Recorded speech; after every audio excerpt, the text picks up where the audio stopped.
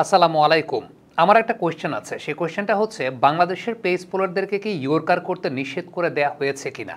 কারণ প্র্যাকটিসে আমরা দেখি যে আমাদের পেস বোলাররা জুতা রেখে প্রচুর পরিমাণে ইয়র্কার প্র্যাকটিস করেন, কিন্তু ম্যাচে ইয়র্কার তো একেবারেই করতে দেখছি না। সেটা এশিয়া কাপেও দেখি নাই, আফগানিস্তানের সঙ্গে প্রথম ম্যাচেও দেখি নাই।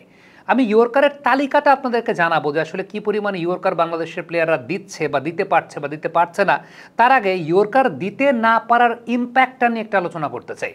প্রত্যেকটা ম্যাচেই বাংলাদেশ 15 থেকে 20টা রান এক্সট্রা কনসিড করছে শুধুমাত্র ইয়র্কার করতে না পারার কারণে।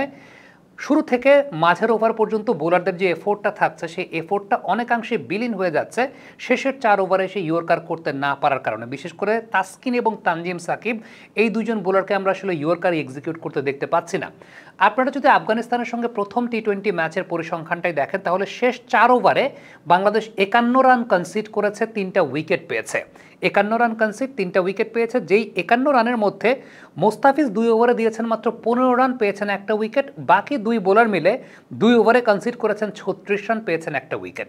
এখন এই বিষয়টা একটু চিন্তা করে দেখেন যে আলটিমেটলি মোস্তাফিজ একা একটা প্রান্তে 2 ওভারে 15 রান দিয়েছেন, মানে 6-এর একটু বেশি। অন্যদিকে বাকি 2 বোলার মিলে 2 ওভারে রান দিয়েছেন 36। এই 36কে যদি আসলে 20-এর মধ্যে আটকানো যেত, তার মানে 16টা রান এখানে বাংলাদেশের আলটিমেটলি আরও কম থাকতো। এবং এটা শুধুমাত্র আফগানিস্তানের সঙ্গে এই ম্যাচ বিষয়টা সেরকম না। আপনি যদি এশিয়া কাপের ম্যাচগুলো চিন্তা করেন, আমরা সুপার 4-এর ম্যাচ দিয়ে যদি শুরু করি, সুপার 4-এ শ্রীলঙ্কার সঙ্গে যে ম্যাচটা বাংলাদেশ খেললো, সেই ম্যাচটা তো যদি চিন্তা করেন, তাহলে শেষ 4 ওভারে বাংলাদেশ রান কনসিড করেছে 39, তারা উইকেট পেয়েছে 3টা। এই 39-এর মধ্যে 2 ওভারে মোস্তাফিজ দিয়েছেন 11 মাত্র, পেয়েছেন 2টা উইকেট। বাকি বোলার 2 ওভারে দিয়েছেন 28 রান, কোনো উইকেট তারা পান নাই। ইন্ডিয়ার সঙ্গে ম্যাচটা যদি আমরা চিন্তা করি, তাহলে সেখানে দেখব শেষ 4 ওভারে বাংলাদেশ 33 রান কনসিড করেছে, একটা উইকেট পেয়েছে, যেখানে মোস্তাফিজ দিয়েছেন 2 ওভারে 15, বাকি যে বোলার তারা 2 ওভারে দিয়েছেন 18 রান, একটা উইকেট পেয়েছেন। এই ম্যাচটায় অপেক্ষাকৃত বেটার। তবে পাকিস্তানের সঙ্গে ম্যাচটা যদি একটু চিন্তা করে দেখেন, তাহলে পাকিস্তানের সঙ্গে ম্যাচের শেষ 4 ওভারে বাংলাদেশ রান কনসিড করেছে 41, উইকেট পেয়েছে 2টা। এর মধ্যে মোস্তাফিজুর রহমান একটা ওভার বোলিং করে 11 রান দিয়ে কোনো উইকেট পান নাই, কিন্তু বাকি বোলাররা 3 ওভারে 30 রান দিয়েছে, 2টা উইকেট পেয়েছে।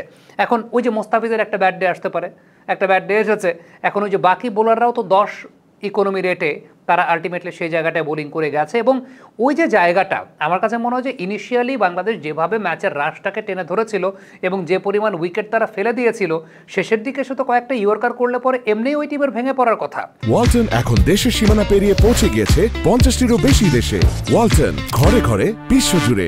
মানে যে মোমেন্টামটা বাংলাদেশ ক্যারি করছিল, ওই মোমেন্টামটা থেকে চিন্তা করলে ইয়র্কারগুলোকে যদি এক্সিকিউট করতে পারতো বাংলাদেশের পেস বোলাররা শেষের দিকে এসে, ইভেন আমি এশিয়া কাপের 3টা ম্যাচের এক্সাম্পল দিলাম, আফগানিস্তানের সঙ্গে এই যে লাস্ট যে ম্যাচটা আমরা খেললাম, সেখানেও যদি আমরা চিন্তা করি যে শেষের দিকে এসে আমাদের পেস বোলাররা আলটিমেটলি ইয়র্কারগুলোকে এক্সিকিউট করতে পারছেন না, যে কারণে শেষের দিকে এসে রান তারা প্রচুর পরিমাণে কনসিড করছেন। এবারে আমি যদি ইয়র্কারের তালিকাটা আপনাদেরকে একটু দেখাই, তাহলে লাস্ট আফগানিস্তানের সঙ্গে ম্যাচ দিয়ে শুরু করতে চাই। তাহলে একটা বিষয় খেয়াল করে দেখবেন, তাসকিন আহমেদ এই ম্যাচে 2টা অ্যাটেম্পটেড ইয়র্কার করেছেন, যার মধ্যে কোনো ইয়র্কারই তিনি এক্সিকিউট করতে পারেন নাই।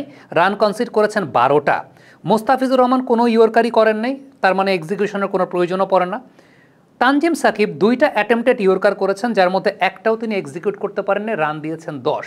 তার মানে তাসকিন এবং তানজিম সাকিব 4টা অ্যাটেম্পটেড ইয়র্কার করেছেন, যেটার একটাও এক্সিকিউট হয় নাই, বাট তারা রান কনসিড করে ফেলেছেন এর মধ্যে 22 রান এই 4 বল থেকে। তার মানে বুঝতে পারছেন যে ইয়র্কারের অবস্থাটা আসলে কোথায় আছে। এশিয়া কাপের প্রসঙ্গে একটু আমরা যাই। এশিয়া কাপে আমরা যেমনটা দেখতে পেয়েছি, তাসকিন আহমেদ 10টা অ্যাটেম্পটেড ইয়র্কার করেছেন, যার মধ্যে 5টা এক্সিকিউট করতে পেরেছেন, 14 রান কনসিড করেছেন। মোস্তাফিজুর রহমান 8টা অ্যাটেম্পটেড ইয়র্কার করেছেন, যার মধ্যে 4টা এক্সিকিউট করতে পেরেছেন, 7 রান কনসিড করেছেন মাত্র। তানজিম সাকিব 8টা অ্যাটেম্পটেড ইয়র্কার করেছেন, যার মধ্যে মাত্র 2টা এক্সিকিউট করতে পেরেছেন, রান কনসিড করেছেন 15। শরীফুল 4টা অ্যাটেম্পটেড ইয়র্কার করেছেন, যার মধ্যে একটা এক্সিকিউট করতে পেরেছেন, রান দিয়েছেন 10। সাইফুদ্দিন 7টা অ্যাটেম্পটেড ইয়র্কার করতে পেরে মাত্র একটা এক্সিকিউট করতে পেরেছেন, যেখান থেকে তিনি রান দিয়েছেন 13। অর্থাৎ আমি যদি এক্সিকিউটেড ইয়র্কার চিন্তা করি, একটা লং এশিয়া কাপ বাংলাদেশ খেললো, এর মধ্যে তাসকিন পুরো এশিয়া কাপে মাত্র 5টা ইয়র্কার এক্সিকিউট করতে পেরেছেন, মোস্তাফিজুর পুরো এশিয়া কাপে মাত্র 4টা এক্সিকিউট করতে পেরেছেন ইয়র্কার, মোস্তাফিজুর হয়তো বা খুব বেশি প্রয়োজন হয় না।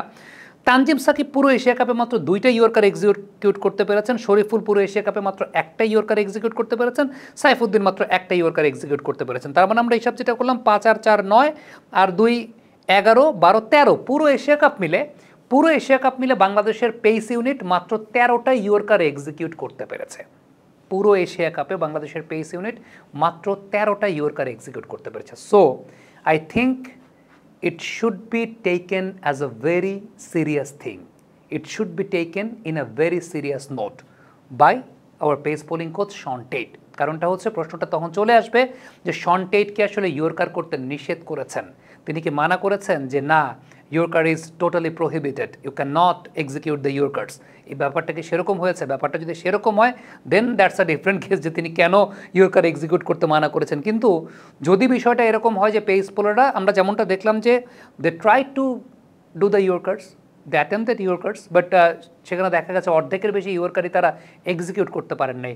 তাইলে এই যে প্র্যাকটিসে এত জুতা রেখে তারপর ইয়র্কার প্র্যাকটিস করা হয়, সেগুলোর এক্সিকিউশনটা যদি ম্যাচে বাংলাদেশ করতে না পারে তাহলে পরে তো it's a very serious problem. হ্যাঁ, বোলাররা খুব ভালো করছেন, 0 ওভার থেকে একদম 16 নম্বর ওভার পর্যন্ত ভালো করছেন, কিন্তু তাদের নিজেদের পরিশ্রমটাই তারা শেষ পর্যন্ত আর ধরে রাখতে পারছেন না, because they are conceding too many bonus runs by not executing the ইয়র্কার্স।